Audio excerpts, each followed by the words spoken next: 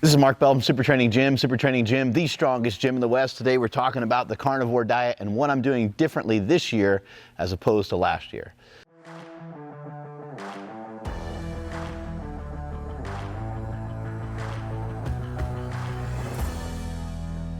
So this year I'm just doing things a little bit differently, and I'm encouraging you guys in a different way.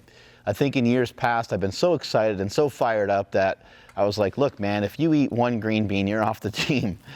Well, I'm trying to look at things in a different way, and I'm trying to wrap my brain around what the mission of this diet is. What's the mission of the carnivore diet? What's the mission of the carnivore challenge? And the challenge is for you to be healthier than you were yesterday, for you to be better off than you were last month. So at the end of January 31, I'm hoping that you're 31 days improved from where you were at the end of December.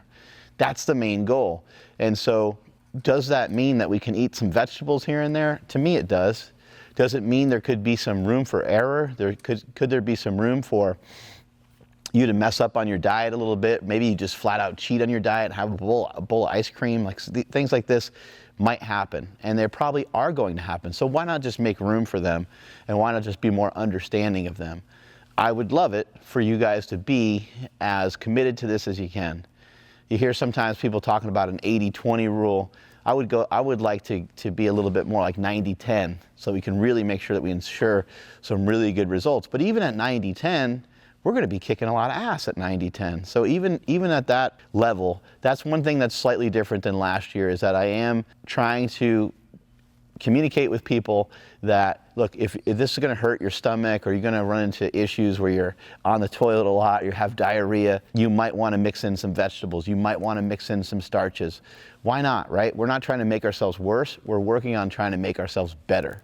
Another thing that's different from this year, from this year compared to last year, is last year, we did the carnivore diet and we did the 31 days, and then we moved into doing 100 days of carnivoreness. This year, I want you guys to think about an exit strategy away from the carnivore diet, because many of you transitioned from the carnivore diet to really not much of anything else, and you didn't have a good game plan, and many of you gained weight back. I saw many people say, hey, I lost 60 pounds, but then I lost 60 pounds doing carnivore for 100 days, but then I gained a lot of weight back because I went off of it and didn't have a plan.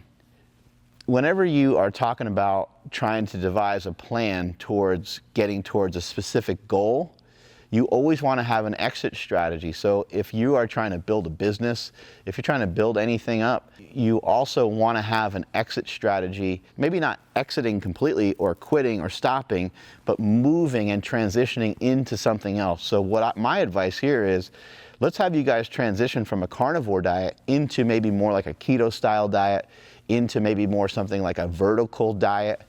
Because I would imagine that if most of you hit the reset button on your nutrition for 31 days, or decide to do carnivore for 1 month and keto the next month, and then vertical diet the month after that, by the time you get back into eating carbohydrates, you'll be leaner and your body will be accepting of those carbohydrates a lot better than they might be right now at this very moment, because you're going to be more sensitive to those carbohydrates. Therefore, the carbohydrates will have a better impact on you. When we're heavier, when we're fatter, and our body is not functioning at its best, the carbohydrates are more damaging, and they just get stored as body fat, and they make us lethargic and so forth. And so maybe we can use some reasoning and say, hey, look, when we get done with these 31 days, let's have a good way to transition and a smooth way out of it. So the big difference between this year and last year, those are two of the main differences. One being, look, if you need to have some fruit and some vegetables because it's going to allow you to stay compliant with the diet, and it's going to allow you to not end up spending a lot of time on the toilet bowl, then go for it, okay? You're not going to look back at the 31 days and be like, oh man, I wish I didn't eat green beans and asparagus, like that really threw me off, And no one's going to look at you and be like, oh my God, you could have lost so much more weight if you would have cut out those vegetables, right? Let's try to keep this in mind. I know that it's not everyone's goal to lose weight all the time, but for the most part, that's what Americans need to do. I think 60% of our population is obese. The greatest results that we're going to get in terms of making some positive impact on our health is to lose body fat. seriously, to lose body fat. So people a lot of times will say, hey, is the carnivore diet safe? The question is, does the carnivore diet help you lose body fat? It certainly does. It's helped thousands upon thousands of people lose body fat. So the main thing we're trying to do is just lose body fat. So if the diet that we are following is assisting us and helping us to lose body fat, that is the main thing. We're not really too concerned about anything else. Can we make progress from the day that we start to the day that we finish?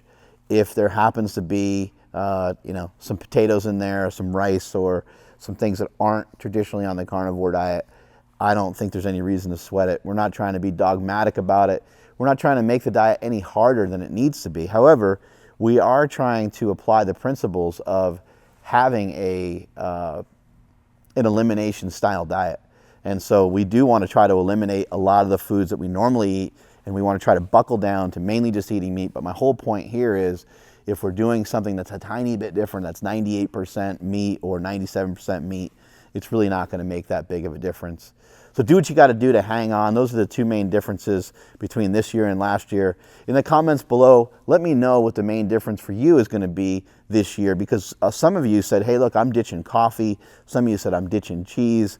You might find it necessary to ditch dairy. For some of you, like if you're really trying to lose weight, you might have to not have heavy cream. You might not be able to have cheese, because cheese and these various things just makes it way, way easier to overeat.